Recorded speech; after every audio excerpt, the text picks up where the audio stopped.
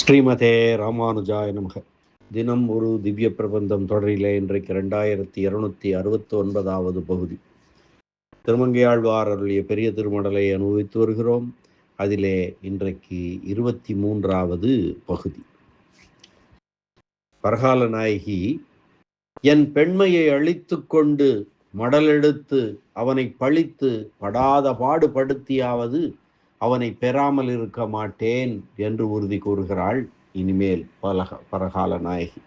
இப்படி தான் கையும் மடலும் ஆகும்படி பண்ணிய வீரன் தன்னை கண்டு காமுற்றவர்களை மடலெடுக்க செய்வதற்கு முடிசூடினவன். அவன் யார் தெரியுமா என்று சென்ற பகுதியிலே ராவணனை அழித்த திறத்தை உடைய ராமபிரான் என்பதை குறிப்பிட்டார். தன்னை பெறாத போது காலம் தாழ்த்தி அதை பொறுத்திருந்தது போல அல்லாமல் அடியனுக்கு தடை வருகின்ற நேரத்தில் உதவினால் எம்பெருமானுக்கு ஒரு சிறப்பு வரும் அல்லவோ, அந்த சிறப்பு இப்போது அழியப் போகிறது என்கிறாள் பரகால நாயகி. இந்த பாசுர பகுதியின்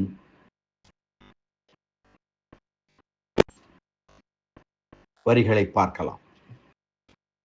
ஆயிரம் கண் மன்னவன் வானமும் வானவர்தன் பொன்னுலகும் தன்னுடைய தோள்வலியால் கை கொண்ட தானவனை பின் ஓர் அறிவுருவமாகி எரிவிழித்து கொல்நவிலும் வெஞ்சமத்து கொல்லாதே வல்லாளன் மண்ணு மணிக்குஞ்சி பற்றி வரையீர்த்து தன்னுடைய தாழ்மேல் கிடாத்தி அவனுடைய பொன்னகலம் வள்ளுகிறால் போழ்ந்து புகழ் படைத்த மின்னிலங்கும் ஆழிப்பட தடக்கை வீரனை என்று இந்த பகுதியிலே சொல்கிறார். சென்ற பகுதியிலே தன்னை கவர்ந்தவன் தான் யாருக்காக மடலெடுக்கப் போகிறேன் என்பதை சொல்ல ஆரம்பித்து எல்லாம் வல்ல எம்பெருமான் சக்கரவர்த்தி திருமகனை சொல்லி ராமாவதாரத்தை சொல்லி இந்த பகுதியிலே நரசிம்ம அவதாரத்தை சொல்லுகிறாள். அவன் யாருக்கெல்லாம் உதவினான், எப்படியெல்லாம் அவன் சிறப்பு சேர்த்தான், அந்த சிறப்புகள் எல்லாம் நான் மடல் எடுப்பதாலே அழியப் போகிறது என்பதை சொல்ல வருகிறாள். ஆயிரம் கண் மன்னவன் வானமும் வானவர்தம் பொன்னுலகம்.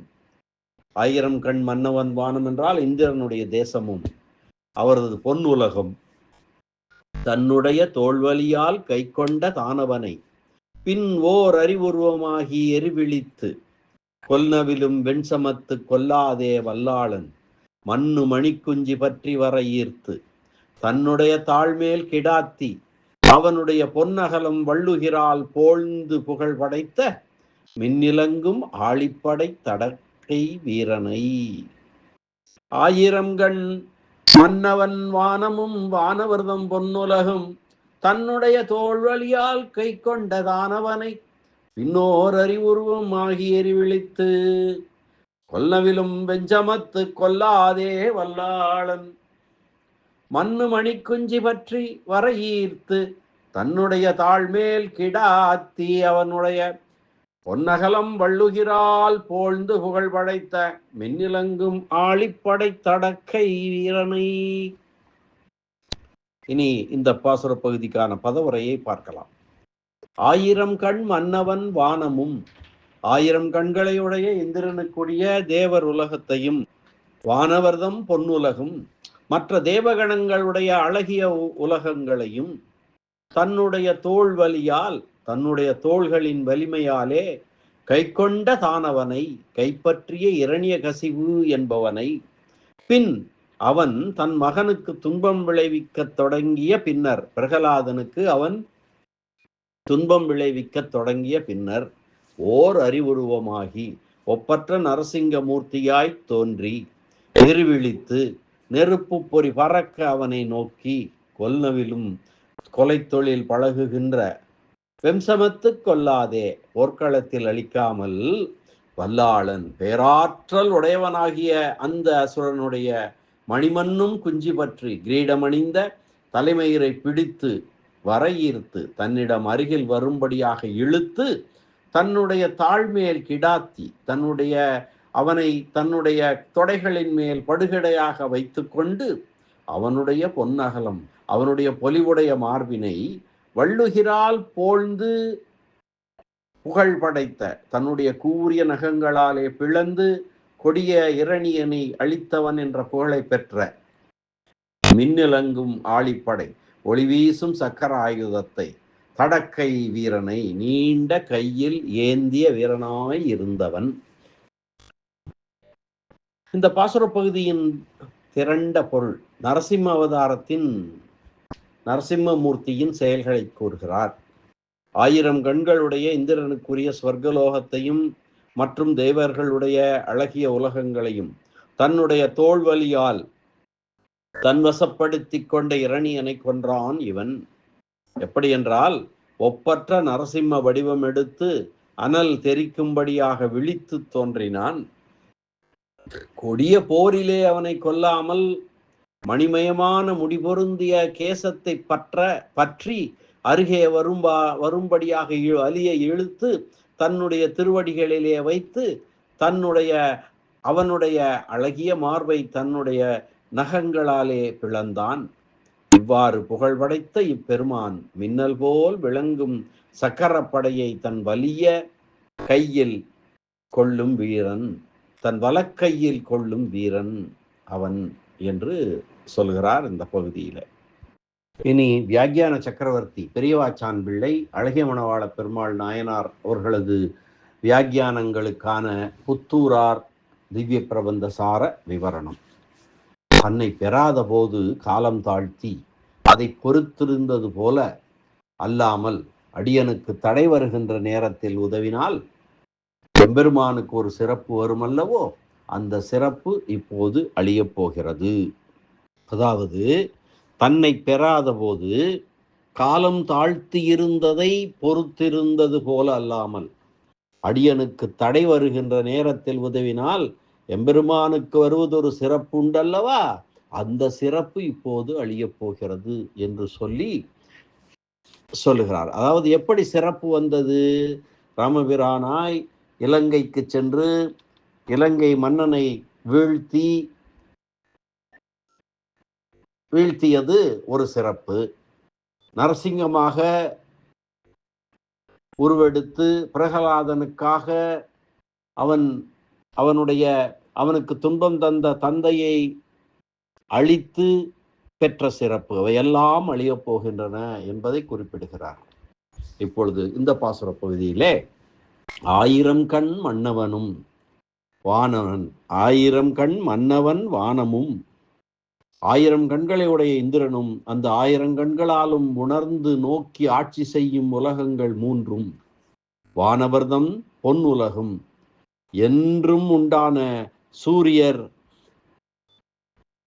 சந்திரர்கள் உலாவும் மேம்பட்ட உலகங்களும் தன்னுடைய தோள் வலியால் கை கொண்ட ஒருவன் கொடையாக வழங்கியோ ஒரு தெய்வம் வரமாக கொடுத்தோ அல்லது தன் தவ வலிமையால் பெற்றோ அடையாமல் தன் தோள் வலிமையாலே கைப்பற்றிய அப்படிப்பட்ட வலிமையுடைய இரணியன் கை கொண்ட பின்பு நமக்கு அந்த இடங்களில் தங்கியிருத்தல் அரிது என்று அவர்கள் அந்த தேவர்கள் எல்லாம் தாமே அந்த இடங்களை விட்டு போகும்படியாக தானவனை அசுர இயல்பினாய் உள்ள இரணியனை வரங்கள் பெற்ற வலிமையால் அல்லாமல் தன்னுடைய தோள்களின் வலிமையாலே என்னுடைய பூமி என்று இவன் வரம்பு கட்டினால் பிறகு அங்கிருந்த அந்தந்த தேவர்கள் அவனை விட்டு போக வேண்டியதுதானே. அந்த இடம் இரணியனுக்கு சொந்தமாகிவிடும் அல்லவா. அப்படி வாழ்ந்தவன் இரணியன் தானவனை பின் ஓர் அறிவுருவம் ஆகி எம்பெருமான் தன் கருணையினாலே அவன் ஒருவேளை திருந்துவானோ என்று நீண்ட நாட்கள் பொறுத்து கொண்டிருந்தான், காலந்தாழ்த்தி இருந்தான். பிறகு இரணியன் மகனான பிரகலாதன் இப்பொழுது தோன்றி அருள வேண்டும், இப்பொழுது தோன்றி அருள வேண்டும் என்று எம்பெருமானிடம் கேட்டுக்கொண்ட அளவில், விரும்பிய அளவில் அவன் உறுதிமொழி கூறிய அதே நேரத்தில் ஒப்பற்ற நரசிங்கமாய் மனித வடிவு பாதியும் சிங்க வடிவு பாதியும் என்று அறிவுருவம் ஆளுருவமாகி இரணியன் பெற்ற வரங்களின் மறைவில் அகப்பட்டதொரு வடிவினை கொண்டு எரிவிழித்து உயிர்க்கு எல்லாம் தாய் போல கருணை செய்யும் இயல்பாக குளிர்ச்சியை உடைய எம்பெருமானுடைய தாமரை போன்ற கண்களால் அடியவனுக்கு பகைவன் என்று ஏற்பட்ட அளவிலே நெருப்பு பறிபறக்க நோக்கி கொல்நவிலும் வெண்சமத்து கொல்லாதே, அடியோடு அழிப்பதற்கு ஏற்ற போரிலே இரணியனை கொல்லுவது அவன் தலையிலே முடியை வைத்தது போல அவனுக்கு சிறப்பினை தருவதாகும் என்று போரிட்டு அவனை அழிக்காமல் கொல்நவிலும் வெஞ்சமத்து கொல்லாதே, வல்லாளன் தனக்கு பிறந்த மகனுடைய உயர்வையும் கூட பொறுத்து கொள்ள இயலாத தீய இயல்பை கொண்ட பேராற்றல் உடையவன் இரணியன் மண்ணும் மணிக்குஞ்சி பற்றி வர ஈர்த்து நீண்ட நாட்கள் ஆட்சி செய்ய போவதாக முடிசூடியிருக்கும் குடுமியை பிடித்து தன் அருகிலே வரும்படியாக இழுத்து மண்ணும் மணிக்குஞ்சி பற்றி வர ஈர்த்து இதற்கு முன்பு அவமானப்படுதலை அறியாதவனாகையாலே பிடித்த பிடியிலேயே அவன் பிணமாகிவிட்டான். இரணியன் பிணமாகிவிட்டான். பின்பு எம்பெருமான் அவன் பிணத்தையே பிடித்து இழுத்து கொண்டு வந்தான் எனவும் பொருள் கொள்ளலாம். தன்னுடைய தாழ்மேல் கிடாத்தி என்னை போன்ற மெல்லியலாளை அல்லவா எம்பெருமான் தன் மடியிலே எடுத்து வைத்துக் கொள்ள வேண்டும். பரகால நாயகி கூறுகிறார், என்னை போன்ற மெல்லியலை அல்லவா எம்பெருமான் தன் மடியிலே எடுத்து வைத்துக் கொள்ள வேண்டும். அடியார்களுக்கு சென்று அடையத்தக்க திருவடிகளிலே அசுர இயல்பை உடைய எம்பெருமானை அமர்த்தி கொண்டிருக்கிறானே என்று கேட்கிறாள் பரகால நாயகி. என்று பட்டர் அருளி செய்ய தாம் கேட்டதாக நம்பிள்ளை அருளி செய்ததாக நாயனார் வியாக்கியானம். அடியார்களுக்கு சென்று அடையத்தக்க திருவடிகளிலே அசுர இயல்பை கொண்ட இரணியனை அமர்த்தி கொண்டிருக்கிறானே என்று பரகால நாயகி கேட்பதாக பட்டர் அருளி செய்தார் தம்முடைய வியாக்கியானத்திலே. அதை தாம் கேட்டதாக நம்பிள்ளை அருளி செய்கிறார். அதனை நாயனார் வியாக்கியானத்திலே குறிப்பிடுகிறார். அவனுடைய பொன்னகலம், பொன் நிறத்தவனான அவனுடைய மார்பல்லவோ, அதனையல்லவோ எம்பெருமான் பள்ளம் பறிப்பவனைப் போலே தோண்டினான். வள்ளுகிறால் போழ்ந்து கூறிய அழகிய நகங்களாலே பிளந்து எம்பெருமானை கண்ட அளவிலேயே மார்பு உருகி பதமாக இருந்ததாம். பிறகு எம்பெருமான் அந்த இரணியன் மார்பினை முயற்சி இல்லாமலேயே கிழித்து போட்டானாம். தந்தையே சிறுவனாகிய மகனுக்கு பகையாக அமைந்த போது தந்தையை கொன்று சிறுவனாகிய அடியவனுக்கு உதவினான் என்னும் புகழ் படைத்த அடியாருக்காக தன் அழகிய வடிவத்தை விட்டு வேற்றுரு கொண்டு உதவினான் என்று வந்த அப்படிப்பட்ட புகழையுடைய புண்ணியனை இரணியனுடைய உடல் எம்பெருமானுடைய நகங்களின் பசிக்கு அரை வயிறு கூட போதுமானதாக இல்லையாம். மின்னிலங்கும் ஆழிப்படை தடக்கை எம்பெருமானுடைய நகங்களுக்குத்தான் இறை கிட்டிற்று. பிறகு தனக்கு இறை ஏதும் கிடைக்காமையாலே திருவாளி பெரிய ஏற்பாடுகளோடும் வீரப்பாடுகளோடும் கூட வெகுண்டு தன் நாக்கினை நீட்டிக்கொண்டிருந்தது. மின் இலங்கும் ஆழி படை தடக்கை வீரனை உக்ரம் வீரம் என்று நரசிங்க அனுஷ்டுப் மந்திரச்சொல் புலப்படும்படியாக செல்கிறார் போரார் நெடுவேலோன் என்று. கிளரொளியால் குறைவில்லா அறிவுருவாய் கிளர்ந்தெழுந்து கிளரொளிய இரணியது அகல் மால்பம் கிழித்து உகந்த வளரொளிய கனலாளி வலம்புரியன் என்று 4-8-7 திருவாய்மொழியிலேயும் சொல்லப்பட்ட தொடர்கள் இங்கே ஒப்பு நோக்கத்தக்கன. அறிவும் உறுதியும் உடைய பிரகலாதனுக்கு உதவியதற்கு மேலே தாங்கள் துன்பப்பட்டோம் என்னும் நினைவும் இல்லாதவர்களை, எம்பெருமானிடம் சொல்லவும் அதற்குரிய தகுதியும் இல்லாதவைகளை, அவை தன்னுடையவை என்ற உறவு ஒன்றையே கருதி ஊழி வெள்ள காலத்தில் தன் வடிவை நீக்கி வேற்று வடிவு கொண்டு காத்து தன்னை எளியவனாக்கி கொண்ட புகழும் எம்பெருமானுக்கு உண்டல்லவா, அந்த புகழும் அழியப் போகிறது. என்னால் நான் மடல் எடுப்பதால் அந்த புகழையெல்லாம் அழிப்பேன் என்று சொல்லுகிறாள் பரகால நாயகி மேலே. இந்த அற்புதமான இந்த பாசுர பகுதியை மீண்டும் ஒரு முறை அன்வயிக்கலாம். ஆயிரம் கண் மன்னவன் வானமும் வானவர்தம் பொன்னுலகும் தன்னுடைய தோல்வலியால் கை கொண்ட தானவனை பின்னோர் அறிவுருவம் ஆகி எரிவிழித்து கொல்நவிலும் வெண்சமத்து கொல்லாதே வல்லாளன் மண்ணு மணிக்குஞ்சி பற்றி வரையேத்து தன்னுடைய தாழ்மேல் கிடாத்தி அவனுடைய பொன்னகலம் வள்ளுகிறால் போழ்ந்து புகழ் படைத்த மின்னிலங்கும் ஆழிப்படைத்தடக்கை வீரனை.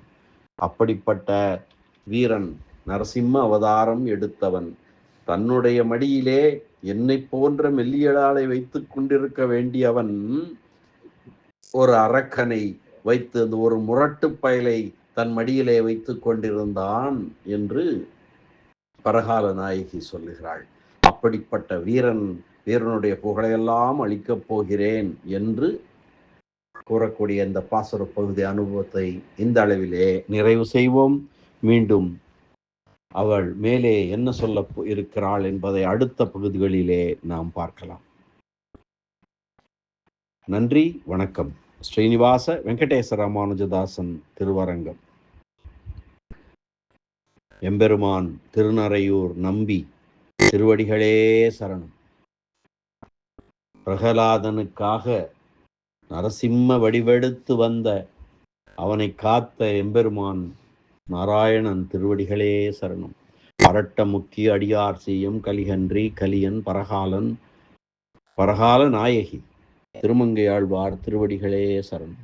வியாக்கியான சக்கரவர்த்தி பரமகாருணிகர் அபயப்பிரதராசர் ராமாயண பெருக்கர் பெரியவாச்சான் பிள்ளை திருவடிகளே சரணம்.